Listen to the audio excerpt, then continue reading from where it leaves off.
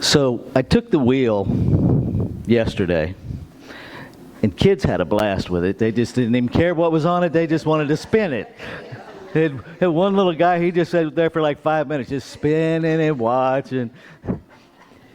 And we invited folks to give us questions that can go on the wheel. Now, I didn't have time yet to fill it in, but check this question out. If you were a plant gifted to a gardener, what would your care instructions be? How awesome is that? No? Mm-mm. I just wanted to share that with you because that's about you. How would you teach people to care for you? Now we're going to see what I'm going to talk about.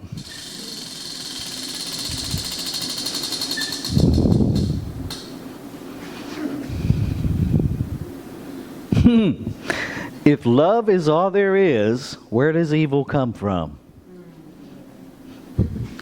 It's a perfect talk to fold into the last part of the 10th step, continuing to take personal inventory, and when we're wrong, promptly admit it. Let's take a breath together.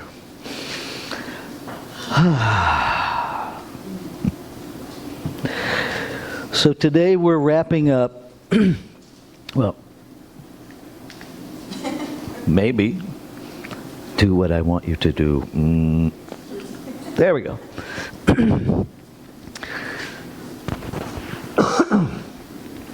So our overarching theme for the rest of the year is still first thing first. And you get to decide what that is, and you get to decide how many times you change that. Right? Because I don't know about you, but the first thing today was not the first thing yesterday. It was not the first thing at noon yesterday. Right? It changes. And so today we're wrapping up step 2, a metaphysical approach to step 2, not a treatment center step 2, not a you need to stop putting substances in your body step 2. That's between you and you. Step 10 is literally the place where we learn to live spiritual principle. Right? The first 9 teach us about ways to use each principle. Step 10 is really the first time where we put them all together for sustaining ourselves, for maintaining our spiritual balance. Right? And it's really simple. We continue to take personal inventory. That means paying attention to how you're showing up in the world. And when we were wrong, promptly admitted it. That's it. Now, that doesn't seem like a terribly challenging thing, but it can be, right? Because oftentimes it depends on where the wrong was and the audience that we may need to go take ownership with, right? Anybody else have those moments where, yeah, I know I was wrong, but I am not apologizing to them? Because I'm sure somewhere in the mix they deserved it. Karma was just using me. Life was using me for their karma. Anybody else ever had that thought? Right? Yeah. Right. It don't make us bad folks. It just makes us human with ridiculous thinking. That's all. And the reason we get to that ridiculous thinking is because we would rather do that than be uncomfortable in our growth. All right. So I just want to put this in the mix. None of you wants to be crawling around in diapers. Right? But if you hadn't gone through the discomfort of learning how to walk, if you hadn't gone through the discomfort of potty training, there's where you'd be. Right?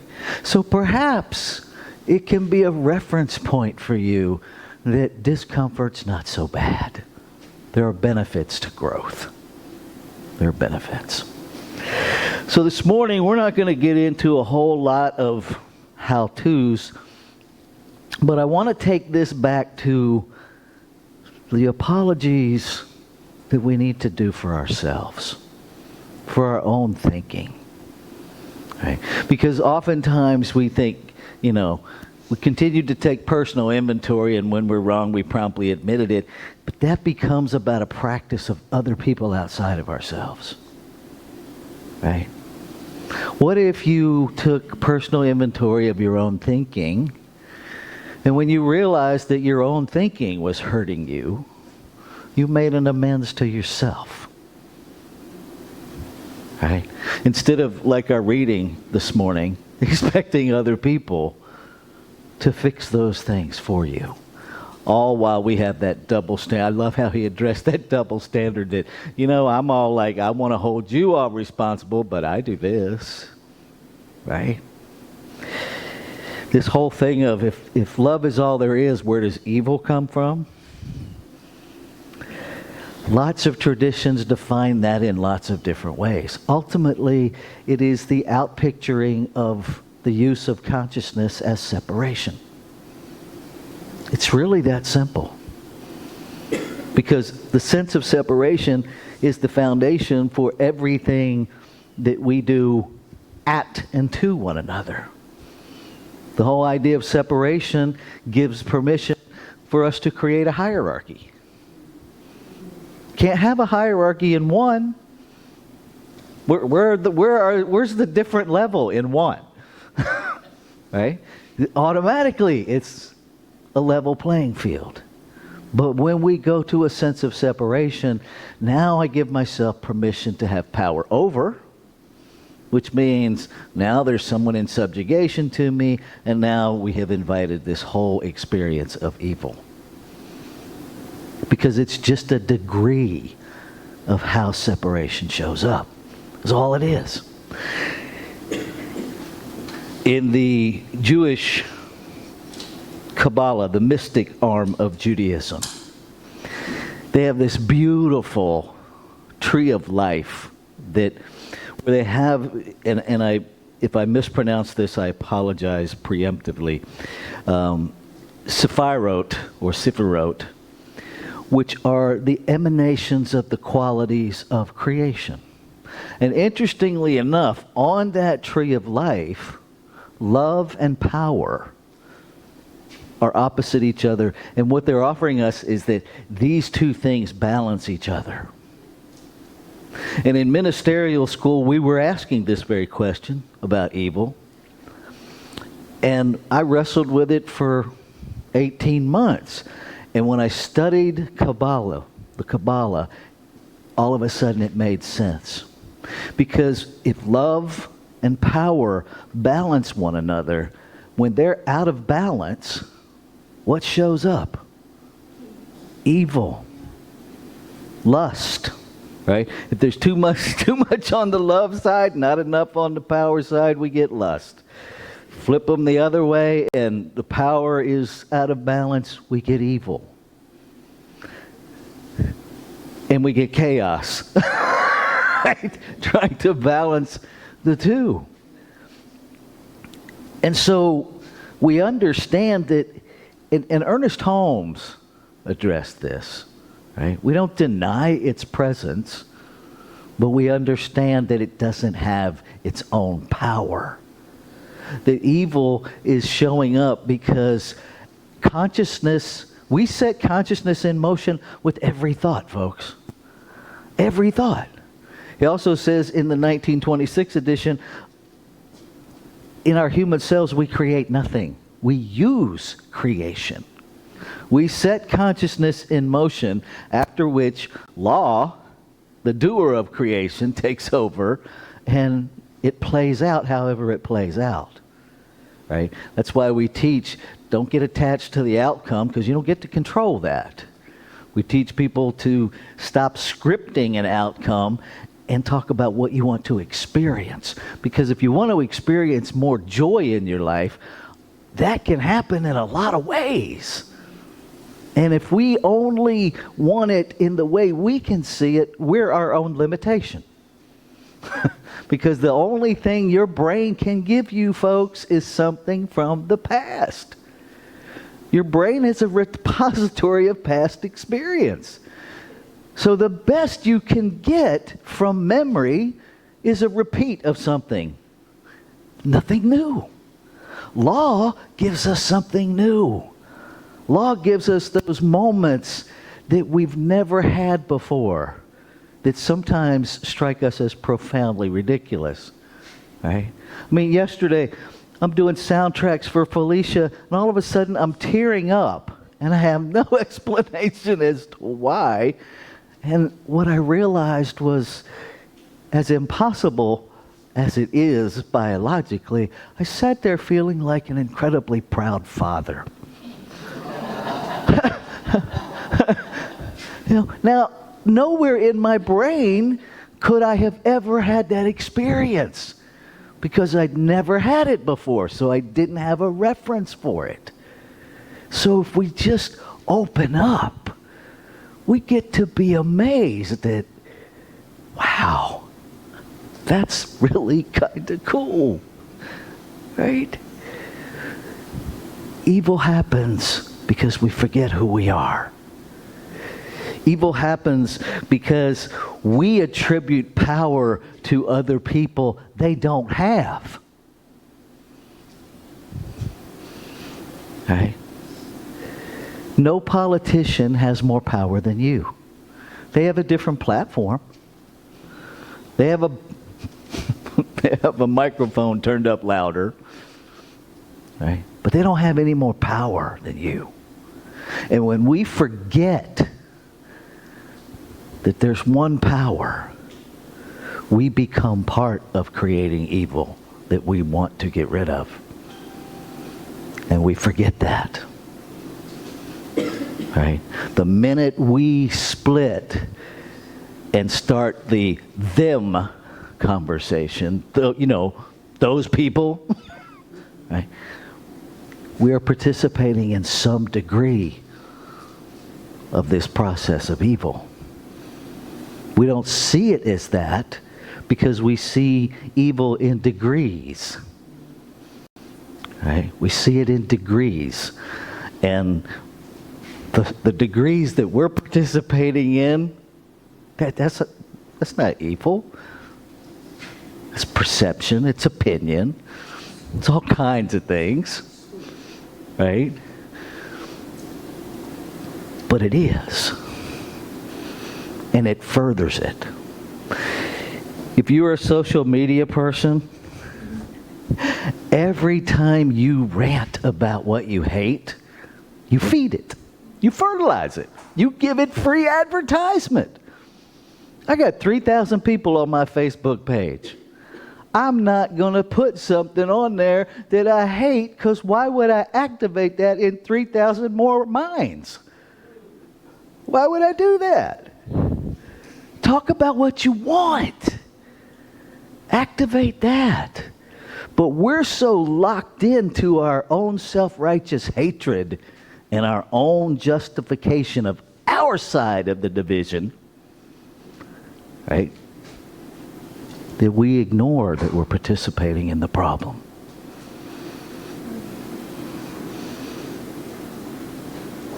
It's uncomfortable.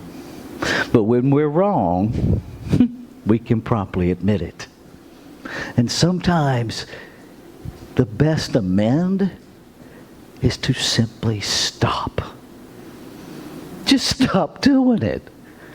Because here's the other thing, and I'm going to wrap up with this. Oftentimes, we keep it going by explaining to everybody that will listen why we're stopping. See? Some of you know. It's like, I quit doing that because blah, blah, blah, blah, blah, blah, blah. And now we're actually doing the thing we said we stopped. Here's the thing with stopping. You just stop. You don't talk about it. You don't think about it. You just stop. My NA sponsor who recently passed away buried this lesson deep in me when I was busy in the, I don't know how to stop. And she was like, oh, BS. She said, get up. And I said, okay. She said, start walking. And I started walking, and to the top of her lungs, she screamed, stop! And I froze. And she was like, see, you do know how to stop. We do know how to stop. What we don't know sometimes is what to do next. And so we're like toddlers that aren't redirected. You tell them to stop, and they stop. And then what do they do when you don't redirect them? Zip, right back to it. What are you going to do instead? When you stop, make sure you set an intention for what to do next, even if it's just promptly admitting that you're wrong. That's something new. And if you make a new mistake, so what? At least you made a new mistake. Right? A new mistake is progress. Like it or not, it is. And so, okay, I thought it was over here, and, well, nope, that part of the maze didn't work. Let me turn around, go back to work. You know, you'll figure it out, but just keep doing something new. Let's take this into prayer.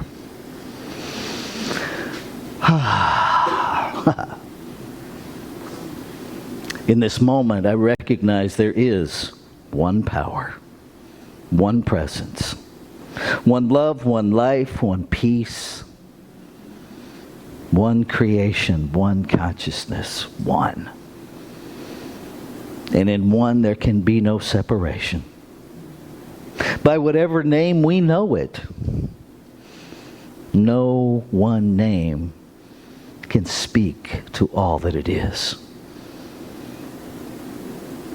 And so we simply accept whatever name we use as a point of reference for an infinite something that we're learning about. And as we're learning about that infinite something, we're learning about who we are, because we are that informed. And knowing that we are that informed, we must know that everything that it is available to us, is being used by us in every moment. That we lack no power, nor do we have more power than any other expression of the infinite. That we are simply portals of consciousness expressing itself. And so knowing that, I know that every correction that ever needs to be made is already available. And so we invite an awareness of simple correction on this journey of spiritual awareness. And I am grateful. I am grateful that just speaking it makes it happen. And so I know that correction is happening even as I speak. Minds are awakening, lives are transforming. And so I let go. I let go of any thought that would in any way diminish or prevent or hinder the full manifestation and experience of the word spoken. I let it all go. Ashe. Shalom. Aho. Amen. Amen. And so it is.